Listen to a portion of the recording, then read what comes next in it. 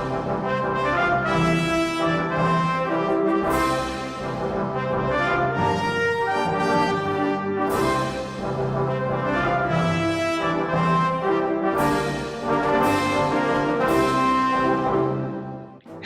welcome to the Temple of Zoom. I'm Drew Hayes. I'm a comedian, I'm an improviser, I'm an actor, I'm a podcaster, former radio host of Nerd Play. I was on 97.7 Hits FM, Y108 in Hamilton. You might know me from many of those things, or I might just be your friend on Facebook and you see this and you want to watch it. In any case, this is the Temple of Zoom. I'm a comedian. I like to check in with other funny, talented, creative people and see how they're being creative during this strange time we're in right now with COVID-19. So I'm inviting them into the Temple of Zoom. We're going to talk about being creative while stuck at home. And we're going to talk about many other things. Today, my guest is Matt Therrien. He's one of my best friends in the world. He's very funny and very talented. One of those guys who you're jealous of because he's good at everything he tries. And as much as it pisses me off, I love looking at his art. He's an artist. He's a filmmaker. He's a writer. He's a musician. He's everything. So get ready. Here he comes. I'm going to invite him into the conversation right now. There we go. Perfect. Can you hear me? Look at you. You're fancy. You got your headset and everything. Oh, yeah. I'm like in the Stone Age here. We'll take you know? Yeah. So this is your new house, right? You just moved. Well, this is just one room in the house. It may surprise you. Oh, you don't live in this room. I thought. You know, I work in this room enough that it feels like I live here, but actually like everything back here, this is all low, this is all low stuff. So my accomplishments are not on the wall. You know, they're all in here and okay. in here. I'm pointing to my heart right now.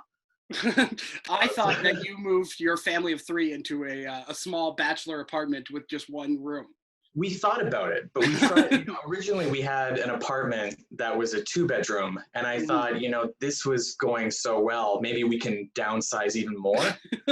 And, you know, but here we are, we have a whole house. There's a, Oh, that's amazing. It's good. It's good. Like we've been here for a month now, and definitely having a front yard and a backyard with a you know, young child is definitely helpful, as you know. So yeah, no, it's all good. Well, last summer in this house, we had to pay for someone to cut our yard every single time. But yesterday, we bought a mower. You bought one, eh? For $40. Oh, wow. It's electric, so we got to pull the cord around. But I cut the lawn yesterday, and now our son can play in the yard. Because before, he couldn't. It's a jungle, right? I cut mine 2 days ago as well, and my parents had to bring over their lawnmower because it had been like a month. It was up to our knees, right? It's crazy. Yeah, well, we paid a guy last summer. Yeah, we paid a guy last summer, and I texted him, and he didn't respond. So I'm like, either he changed his number, or we're bad clients. Either or, whatever. So, well, that's cool. Like, so you got your own lawnmower. Yeah. That's cool. It feels very grown up, eh? Yeah, it does. A lawnmower. Yeah. Yeah, and I'm like, it sucks that it's been raining because I've wanted to go outside and do like yard work. We want to redo our gardens in the front of the house, and which is something neither of us have any experience in. Like I called my grandpa today to ask for gardening tips. Right. Trust me, I'm out there with an actual pair of kitchen scissors, just trimming the like little bits because I don't have a weed whacker, right? So I'm just, and I know the neighbors are looking at me. They're just like, who is this guy? Yeah, but you know, well, I lived in Toronto for 10 years. We didn't even have grass, right? So this is something new entirely. Yeah, which is a good segue into our topic for the day. Is you went from working in Toronto full time as an artist and creator to a parent in Niagara. Yeah. Stuck in your house with the family. Yeah. Which I feel like is a very kind of like Jack Torrance kind of progression, really, when you think of it. I mean, we don't really know what he did before the Overlook, right? He was a teacher, presumably in a big city. So he drank. I know. But no, it's definitely a lot to get used to, right? That's just the reality of it, you know. Like you kind of feel like you're mentally prepared when you go into it, as you can imagine. I mean, you've got 2 kids, right? 2 kids that we know of. I mean, there could be even more in that house. I don't know. More out there.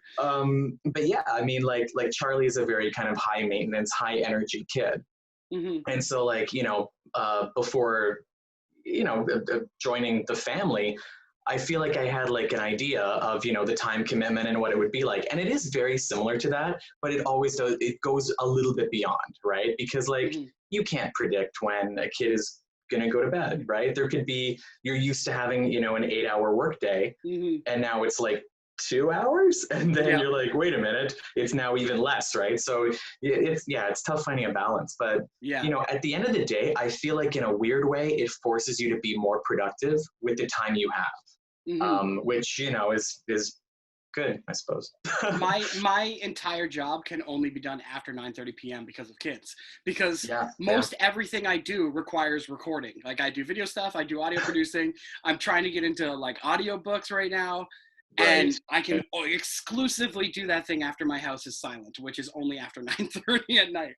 So Well, like for us, like for Charlie, he'll go through these periods where at about 2 or 3 o'clock in the morning, he'll start with these, you know, like night terrors, I suppose we're called. But, you know, it happens every once in a while. So, like, you know, pretty much that's when I go to bed, is like 2 o'clock in the morning. And then he kind of wakes up at 3. And then you put him back down. So by 4 o'clock, you're like wide awake. Like Lo and I will be like lying on our phones, just trying to like calm down. And then 7 o'clock, he's up. He wants breakfast. So it's like you get used to functioning on a very, very low level of sleep.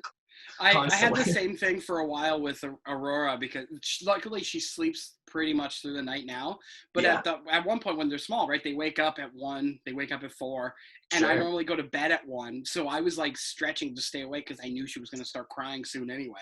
Yeah. I was like, and that's the whole thing too, is like, I feel like for me, I missed out on the first, you know, year and a half of Charlie, like when he was a baby. Because you impregnated her, and then you said, I don't want any part of this, and you left, and you said, raise this kid on your own, and then you had an epiphany that maybe you should be a decent person. It's a period of my life that I don't talk about as often, and for anybody that's watching this, clearly this is all just a joke, you know? He's a stepfather, guys. Stepfather. Exactly, no, so I mean, it was kind of, I always wonder, like, if I had that, you know, period of, you know, 15 months, however long women are pregnant for, you know, I don't know. Somewhere like between 2 weeks and 10 years, right? But to kind of like, you know, mentally kind of get used to the idea, which was not the case, right? Because like I met Lo, and she had Charlie, and at the time he was about a year and a half, maybe a little over a year, somewhere around there. So it was like, boom, like you're in it, right?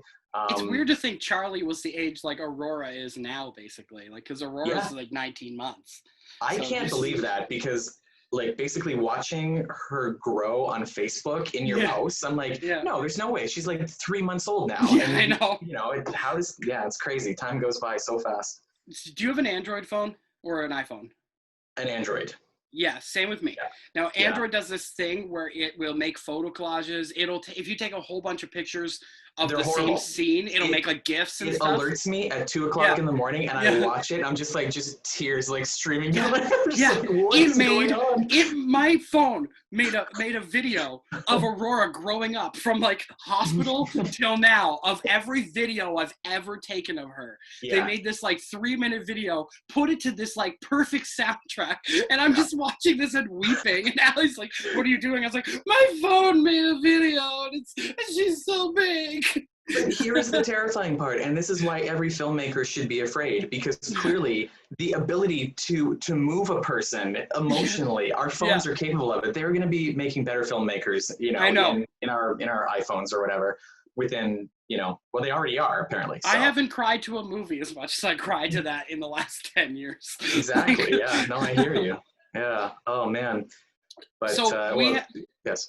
Sorry, what I was gonna say is with you particularly, you're my one friend that is I have many talented friends, but I would argue that you're one of my most talented friends, if only because as far as I can tell, as far as I can tell, you're good at everything you've tried except maybe sports. But maybe there's like a secret sport you're good at. Okay. Well, I'm actually a pretty good golfer, but if you consider golf a sport, you know, I do love golf. In terms of creativity, though, everything I've seen you do, thank you. You're good at. Thank you. Well, typically, like if I try something and I'm not good at it, I'll just pretend it never happened, and I won't like mention it. I don't know. I feel like there are things that I've tried that didn't go too well, but I can't. I don't know. I kind of just stick to a few things, right? Like. I did music for a long, long time. I started off doing that for years and years, and then did the art thing. I like to write. So really it's just kind of like flip-flopping between those three. Yeah. So are you, now that you're stuck at home, are you in email contact with any of the like film industry things you were working, film and television stuff you were working on going into this? Film has really, really, you know, I don't want to say shut down, but definitely it's felt the impact, right? And so typically for me, because I work mostly on film and TV projects, everything kind of came to a complete halt. I'm still in touch with people. Like there's some really, really cool stuff that, you know, they're waiting to roll out as soon as all the restrictions are kind of let up, which I'm pretty excited about. But in terms of like work right now, it's just been a matter of, you know, working on my own stuff, trying to be motivated, and then also planning for like, you know, being immediately ready once everything starts rolling out again. And so I've been taking on commissions, but they're not starting now, right? It's like, okay, we're going to start it in August or July. So we're looking, you know, end of summer or fall. Well, can you even be mailing out commissions if you get them printed right now? Like, can you even get them printed right now? I shut down my online shop because the like Canada Post was backed up. I mean, I had mailed out stuff I think a month ago, and some of it still hasn't like actually reached the customers. So I shut down the shop just because it's frustrating. You know what I mean? Like they're not. You know, I went in to mail something, and they were like, "We actually can't guarantee it'll make it, especially going to the US. Everything is just like really, really messed up." So no, I haven't. No, I'm not chancing it, especially not with original art too, because like a print is one thing, tossing out like irreplaceable art, I'm just like, no, I kind of well wait. I'm just picturing Macaulay Culkin just checking his P.O. box every day. Where is it? Where is it? Like, that guy, that guy's house is awesome, honestly. Like, I feel like... I love that you just know what Macaulay Culkin... Oh, I'm so jealous that you know what Macaulay Culkin's house looks like. that whole thing was just such a random night, you know, like being in LA and just like getting a random phone call and being like, I guess we're going to Mac's house now, which was just, you know, LA apparently. I can't, it's so different from here. For those who don't know, Matt designed a shirt for Macaulay Culkin and then went to LA for other reasons, ended up hanging out with him. And there's a picture on his Instagram, I think, where he's wearing the shirt. Like Matt's an incredibly talented artist. Where your online store, just for when it is open, where you can go to it off of my website, which is just mctherrien, THERRIEN.com. My name, basically, right there. Boom. I would put that in later, but that's like a lot of posts, and I don't know if I want to do that. Hey, it's okay. You know what? I'm all about doing the absolute bare minimum, so it's okay. If you're into horror-inspired art, it's like some of the best work I've seen. Cool, thank you. Yeah, I've got two of your prints. Oh yeah. I've got Manborg. Yeah. Which is like, in my opinion, the one that started it all. It's like almost like your break, right? Like. A lot came from Manborg. Everything came from Manborg, That was, it's weird. I mean, I think I have a career doing what I do because of Manborg, you know, which is crazy, just how everything lined up. And I'm glad because like working with the director of that film has been great, you know. I haven't spoken to him in quite a while now, but I mean, that he keeps getting bigger and bigger and bigger, right? Like he started off doing these like $1,000 low budget films, and now he's like working for Lionsgate and doing all sorts of really cool stuff. And it's well deserved because he's awesome. Yeah. So. I also have The Gates of Misery, but I think I told you this before. I never hung that one in my house because because it was based on your wife at the time. Like, I mean, like based on her likeness for one of the exactly. Yes, her likeness of it, and it's like very like there's lots of cleavage in it. And I was like, I feel weird just hanging up a picture of my friend's wife like in my house, even though it's not really her. But now you can hang it up. Oh, because now she's your ex-wife. She's your ex-wife. Should I like draw a little mustache on it or something? Or No. There's no need. Don't worry. We're all good.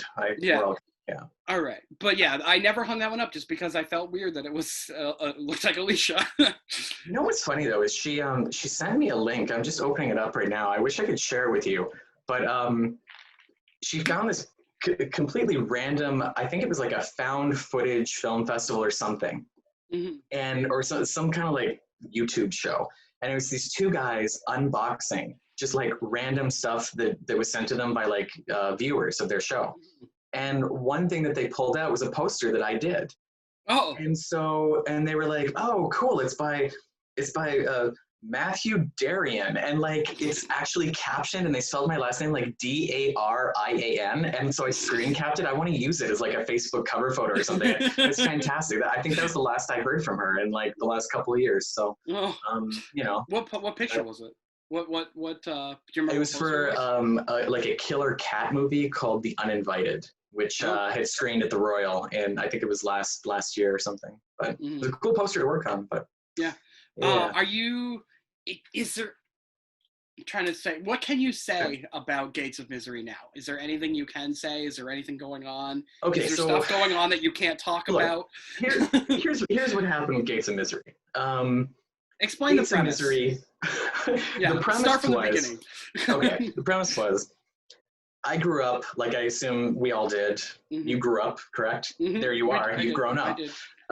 But no, I grew up reading like EC Comics, Tales from the Crypt, Eerie magazine, stuff like that. And I loved, like, I feel like a few years ago, they weren't making like retro-y, Tales from the Crypt comics as much, right? So I had this idea where I wanted to kind of keep that tradition going.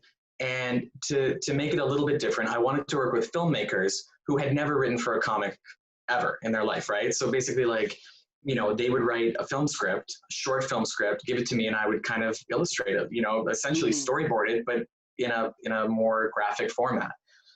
So I contacted like Stephen Kostansky, Brandon Cronenberg, John Knotts, and then the former editor of Rue Morgue, Dave Alexander. And they were all down for it. It was awesome. I mean, between us, I don't even know why Brandon agreed. I had never met him before.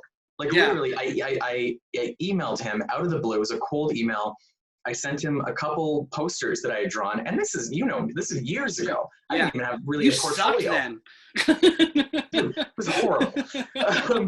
No, so I emailed him just out of the blue, and I kind of pitched him, and then he wrote back. He was like, "Yeah, totally, I'm on board," and it was incredible. And he even, I don't know if it's kind of buried in not the dark web, but might as well be the dark web. We actually filmed a trailer for the Gates of Misery, and Brandon was in it talking about how excited he was. And I was just like, this is the coolest guy ever. Yeah. And he is. Like, that's one thing that you find out about the horror community, and not just horror, the film community, is like the generosity and trust, and like people are so good-natured and willing to just support each other. It's awesome. So anyway, we did the comic. They wrote the scripts. I illustrated, and then I think I did like a follow-up, maybe like a Halloween edition or something. Comic art is like by far the most time-consuming. I mean, you and I have talked about it, right? Yeah, I know. I don't think a poster I can do in 3 to 5 days. If I really buckle down. A comic, it's like a month. Especially if you're penciling, inking, coloring, lettering, like all of it, it's crazy. So I found like I couldn't do the comic and take other work at the same time. It just wasn't happening, right? So I kind of let the comic go for a bit, but I still love the idea, which was this cursed town with like this haunted cemetery that had kind of a consciousness, and anybody who was buried into it, it would tell their story to anybody who came into the cemetery and would listen to it, right? Which I thought was just kind of different and creepy and cool. It reminded me of like Erie, Indiana, and like all the kind of atmospheric horror that we grew up with. Yeah. And so I contacted John Knotts, who I worked on the comic with, and I told him, I was like, I want to turn this into a film. And I knew that John had worked in low budget film, and he was really into the idea. So we wrote a full feature script and did a lookbook, and we started to get producers involved. And every once in a while, like you hear about films that are kind of like cursed. They have all these horrible things that just happen. I mean, that was like the case with Gates of Misery. It felt like there were these moments that were really, really promising, where it was maybe going to happen, and it was going to different places. I mean, for a while, I think it went to AMC, it went to Shudder. It went possibly to Netflix. We had a producer at one point. It, I think, was pitched to Blumhouse, Like it was all over the place, and which was awesome. And every single time that happened, I was like, yes, like which for me was a big deal. Was very excited. Ultimately, it landed at a company called Raven Banner in Toronto. Raven Banner's awesome. They actually were the ones that did the distribution for Manborg. Oh, okay. And so Raven Banner liked it, but they said they couldn't make it a feature film. Nobody was biting on anthology horror at that time. And they wanted now it to be everybody is. Well, they wanted it to be a TV show. Yeah. And so I took it and I basically made an entire 1-season arc. Wrote the pilot script, did a new lookbook. It was a lot of work. And then, it was pitched again. And it was just always at the wrong place at the wrong time. Yeah. So right now it's kind of like, I don't know what's going on with it. It's out there. It's never not out there. It could, 10 years from now, I could get a call being like, we want to make it now. And I'd be like, make what, It's funny because like I worked on a film with John. We wrote a feature. We worked on it probably for 8 months or so. Like it was literally him and I doing this, like Skyping and writing for almost a year. And because we were hired by this producer in Los Angeles who had this idea to make a movie. I actually don't know how much I can even talk about it. Yeah. but essentially, yeah, whatever. I mean, I'll talk about it a bit. It was about a smart house, like a smart home. It was a smart home horror film. And so without giving too much away, we worked on this damn thing for like a long, long time. The day, I kid you not, the day we wrapped it and we sent it back to him, James Wan, who I love, the guy who did Insidious and The Conjuring and Saw, all over the internet, James Wan is about to do a movie about a killer smart house. And then the film was dead. It was dead in the water. James never even made his film. While you were saying that, I was like, I've heard of this. I know where the story's going because I've heard of this movie already. And totally. And I don't remember thinking, oh, that's Matt's movie. I wish it was. But no, it's a funny industry, right? Like, I mean, ultimately, we got paid to write it, and that's cool. But it's also more cool to see the film made, just like with Gates of Misery, like, I still think about it all the time, and I'm just like, maybe if I retool it, if I rewrite it, if I get it to a different person, whatever, maybe it can happen. But by the same token, you can't force in the industry, right? It's just a timing issue always. So anyway, that's where it is right now. There's a film, a feature film version. There's a TV show. So if anybody wants to make it, I think we can do it for about $180K. Send the money over here. I'll ask around. Sell your lawnmower. There's $40 right there. I don't think I can get it for 40. I used it once. It's probably at like 38. It's damaged goods then. Yeah, that's for me, almost all of my ideas are science fiction and horror. Like, right. I have tried so many times to write a straight comedy. Right.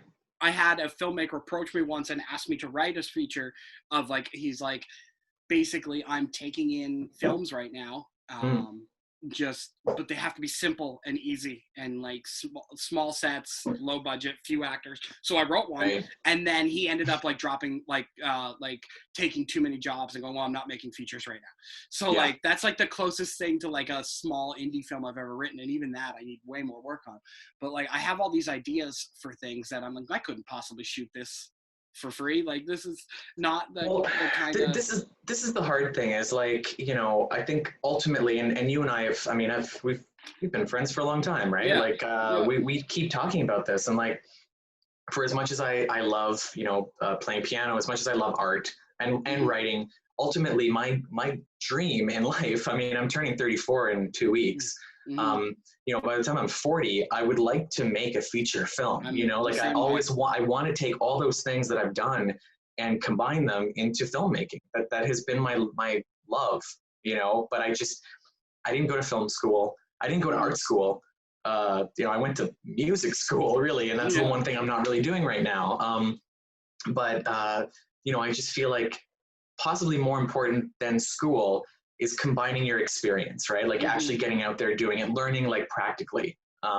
And then hopefully at some point it'll all kind of come together. But well, yeah, that's like, I don't have nearly the contacts you do. Like, you lived in the city, you met lots of people, you worked on legitimate projects with filmmakers and stuff like that, and I don't have that. So even if I sat down and finished a script of one of the ideas I have no idea what to do with it. Like, no one's going to take a call from a random guy in Niagara Falls who's got nothing on his resume, right? Like, it's hard, right? Because like they might, you know what I mean? Yeah. Like if somehow you put out your script and it got to the right person on the right day and they read it, boom, and it's exactly what they're looking for. But it's kind of funny too, because like I could have an amazing vampire movie right now, but because, the bubble burst with Twilight and all those vampire movies, and now they're just not, like, vampires are so 2010, they're not going to make it, you know what I mean? Because the studio would have to really, really take a chance on it. Being like, oh, it's an oversaturated market, or can we make the film for like dirt cheap? And then they'll throw money at it, right? So it's weird, man. Like, it's funny though, because like my experience in film, it has to do with Toronto. And every filmmaker in Toronto wants to make a film. They'll mortgage their home to make their film, right? They're just passionate about making it. Where when I went to LA, there was a guy, he was like living in a mansion pretty much. And I was like, what do you do? And he's like, I just write screenplays. Yeah. And I was like, dude, what scripts have you written? He's like, none of them have ever been made. He's like, studio buys them, holds them, and then boom. He's like, I get like $250K every time I write a script. Like, can you imagine? Like, they don't care about making it as much. You can be totally successful and never have anything made. Yeah, I was just talking about that with Allie the other day, because she's been writing too, and she's saying the same thing. Like, we went to a workshop in Toronto about how to sell scripts and how to sell TV shows and stuff like that. Thinking the same thing, and I bought her for Christmas or for her birthday or one or the other the book from Tom Lennon and the two guys that did the cop show, Reno 911, because that's what they do. Because and she was like, what do you mean they're like? She's like, well, he's wealthy because he's an actor. It was like, well, he plays bit parts and stuff like that. Like, he's wealthy from acting, yes, but the majority of his wealth he's just selling scripts constantly. Like, he wrote all the Night Museum movies, and then just like pass them off to the company and do whatever you want with this. I'm not attached to this in any way. Just take it, give me money, and like that's how a lot of people make a living. And I would be happy with that, to be honest. Because my favorite part of being creative, my favorite thing, the thing I think I'm best at is writing, specifically writing scripts. Like, I like doing that. And like I wrote for a TV show for Allie, and I were both in a writing room for a TV show.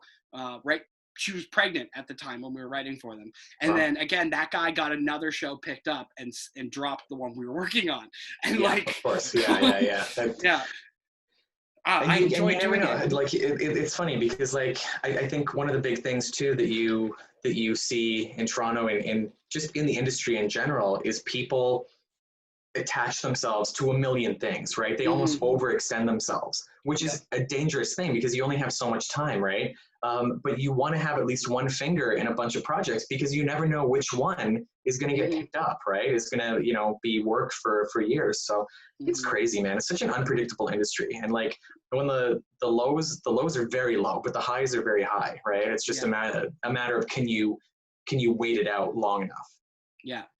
Right now that I've got all this time, I'm just trying to think of all the, like I've got so many ideas for science fiction horror stuff, and I'm just trying to figure out what I want to do with it. Like, I'm thinking, like, we've had friends that have gone the novel route, that have self-published, but even that is like so expensive to self-publish. And for what? For your friend, for all your friends to buy one, and then and like that's the hard part is like if you have 2,000 friends, then you're gonna make your money back, right? Exactly. 2,000 friends. I mean, I think I do on Facebook, but on a Monday night when I want to go and get a beer, I'm like, I only know 5 people in real life, I know. What the heck? My mom would buy 3 or 4 copies, I know, but I doubt she'd read it.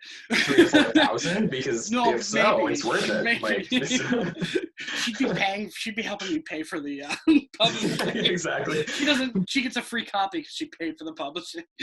But like, I thought about doing that. You and I have talked about the comic book route, and like, even that, like I would love to write comics, but I have no artistic talent, so I need to rely on someone like you to do it. And that's the hard part. I can bang out a comic book script in a couple days, but then I have to pass it off to you and be like, can you take a month of your time and draw this for me? I don't have anything to pay you unless by some miracle it makes some money.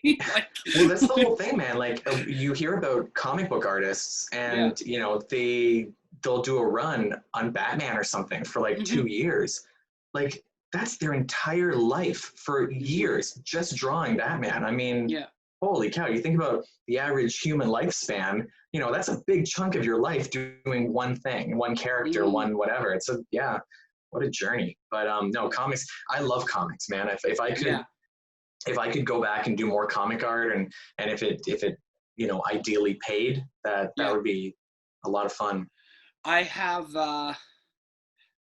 no experience in actually writing comic books professionally or having them published, but I have been used in comics as like my likeness twice, including once by you. By me, yeah. Totally. I'm in the background in one of the Manboard comics, and then Red Squirrel, which is a local Niagara artist.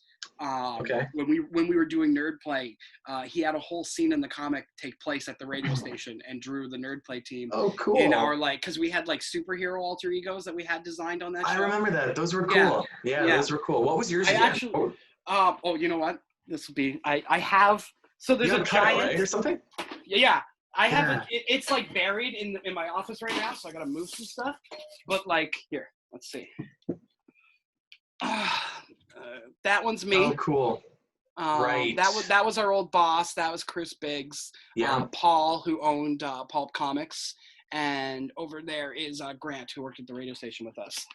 Cool. So like that's like a giant Nerd Play stand up that I have in my office right now because there's nowhere else in the house I could possibly put it. That's awesome. The premise was on the Biggs and Barr show. They called me Frank and Drew because they said I was made up of other people's parts because I had a kidney transplant. Of course. Yeah, so the character they gave me, well, he's got like one metal arm, he's got a gorilla arm, one of his feet is a goat's leg, like it's that's my character in the comic. You know what's funny is like that'll probably be your legacy. Yeah. for as much as you do in this life, you know, writing and producing and everything, you know, years from now when aliens come down, that's the one thing they're going to find. They're going to find this stand-up in my room somewhere, or in in a cave. We need to resurrect their god, Frank and Drew. Well, if I'm to date, Nerd Play is the most successful thing I've done. It's the one thing I get recognized for. So. Well, that was cool. How long was that going for? Because that seemed like you were doing it for quite a while. Yeah, it went over 2 years. Yeah. And the problem is like. Terrestrial radio is very hard to work in, basically, and like we started off really hot with sponsors, and the show was making enough money to like do it, and then it got to the point where I would have kept going, but Chris had a family, and like he was working full time at the radio station already, and he's like, if it's not making money, I can't just keep doing it. So yeah, exactly. Once the monetary side of things stopped, the show came to a halt. For sure. Yeah. I've thought about kicking it back up again, but it's just like I'm so bad for starting podcasts and then never like doing more than one episode or 2 episodes. Dude, I hear you. I did like one all by myself, I think like 5 years ago, and it was just me talking about horror films, and it was a lot of fun for about 2 episodes, you know, and then I was just like, where do I go from here? I'm literally just like, I'm talking to myself for an hour. Like I'm interviewing me. You know, like only I find me interesting, you know, and even there, I'm boring myself half the time. So, yeah. Well, if you get really bored in the social isolation, really bored, and you feel like doing some drawing. Yeah. I've got a pretty good comic idea. We could do it digitally. It'd be easy to publish. Yeah. See, that's always such a slippery slope, because it's just like, yeah, it'll be easy, just a couple panels, but then you really get into it. You're like, actually, we need an expanded universe, and then you've got a multiverse, and then all of a sudden, you're 7 years in, and yeah. Yeah, but you think of how much money's going to come in as soon as someone buys the film rights. Like, I'm still waiting. Gates of Misery.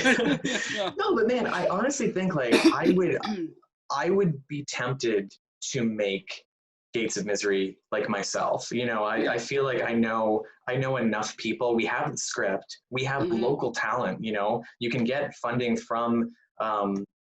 You can work something out with ACTRA. You can do all sorts of stuff. You're laughing. You're just like this crazy guy. No, I'm like into it. But no, it would be awesome. I'm into to just it for get this it done. reason. I'm into it for this reason, because sometimes when you make film projects, you ask me to be in them. So you finding more success, you know what? Keep going, man. Like I'm riding your coattails right to the top. It's funny though, because like in quarantine, I've had ideas for a couple things, and like there's not a lot of time now with a kid, right? So it really makes you reevaluate like, what am I going to put my very limited time into? And one of them is kind of like a quarantine horror in a way. And I initially was thinking about it like a 2 or 3 minute film, and then I was talking to Lo about it, because every once in a while we'll go for a drive or something, and we'll just sort of bat ideas back and forth. The more I was talking to her, I'm like, no, there's a whole film here. Like there's a lot here. And then I also pitched her this ending that made her feel sick, because it was apparently really disturbing. And I'm not quite sure. I'm like, is that a good barometer that it's like really good, or should I be like, no, it's horrible, just walk away? So we're still trying to figure that out. But I have something like that too. Like you do. Nice. The comic project that I did pitch to you, that I sent you the prologue to or whatever. Yeah. The ending I have in mind for that, I have 2 endings. One of them's horrible, and one of them's like nice. And I'm like, which way do I go with it? It's tough. I know. It's like, I'm not sure if you want like. But part of me wants to go for that kind of like shock value a little bit, but the other part's like, is it worth it? Like, does it cheapen the first hour of the film or whatever? So anyway. I'm surprised no one's made a Zoom movie yet. Me too. I'm surprised. Yeah. You would think, right? Yeah. For sure. Are we making one right now that I'm just not aware of? Well, we're making a YouTube video. It's not really it's an interview. It's going on YouTube, but it's not a movie. Is this like a weird meta, like kind of Zoom? You're like, I'm surprised nobody's made a Zoom film, and now like there's gonna be like some monster that crashes through my window, and I just don't know them. Set up. Yeah. Perfect. Some special effects are queued up. Just wait for them. Let's let them occur naturally. Okay. You and I were actually supposed to be working on a movie like pretty much right now. Weren't we aiming for April, May for that short film? We were, and then that didn't work out. That film I've wanted to make for what, three years now or something like that.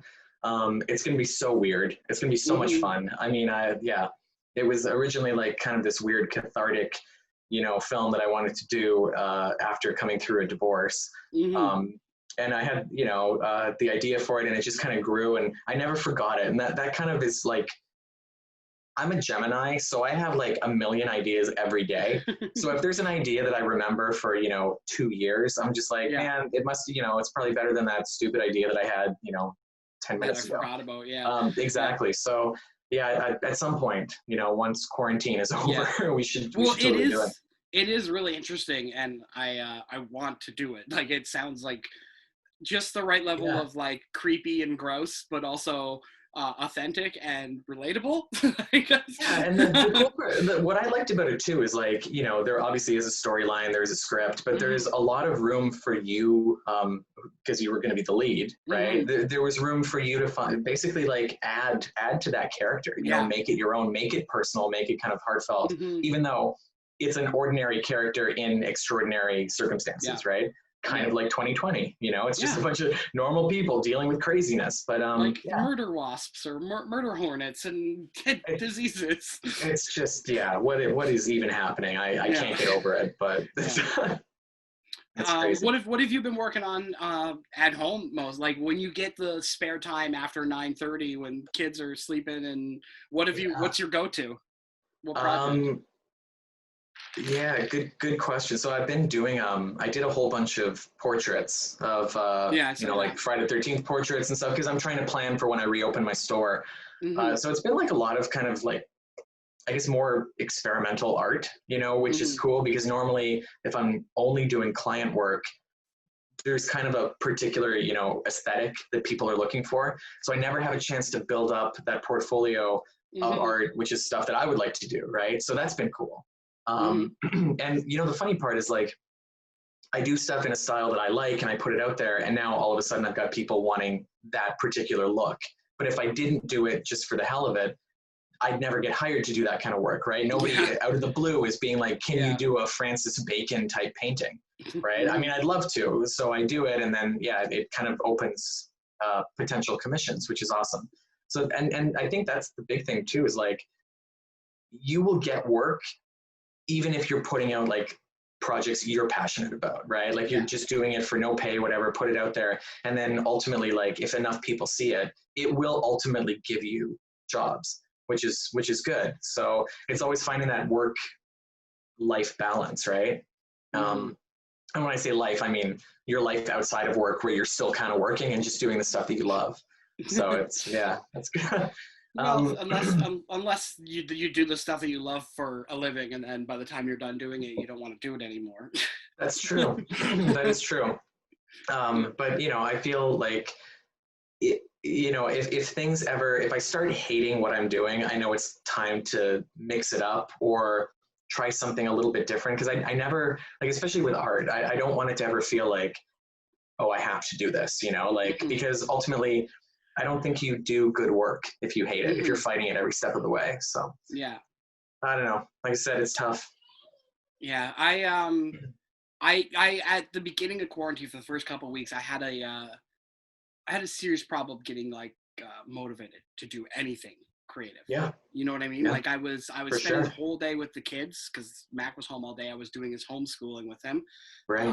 And then by the time they went to sleep, I was like, well, the TV's available for the first time today. Maybe I'll just watch TV or play a video game. Dude, maybe I'll watch something that's not for kids. I have that problem right now. Like, when Charlie goes to bed, I could either come in here and start working after a long day of taking care of him and doing, just, mowing the lawn, like other, just work, right? Or I could go and play some Call of Duty. Yeah. And just, turn off my brain for a couple hours. Yeah. And sometimes I feel like that you have to. You have to do stuff like that. Oh, and speaking of the devil, I don't know if you can hear that, but I did. I was like, where is that coming from? Yeah, she must have woke up. I think Allie's asleep. So we can wrap this up. Sure. I think we've talked for about an hour. I can take care of that crying baby. Thank you for joining me in the Temple of Zoom.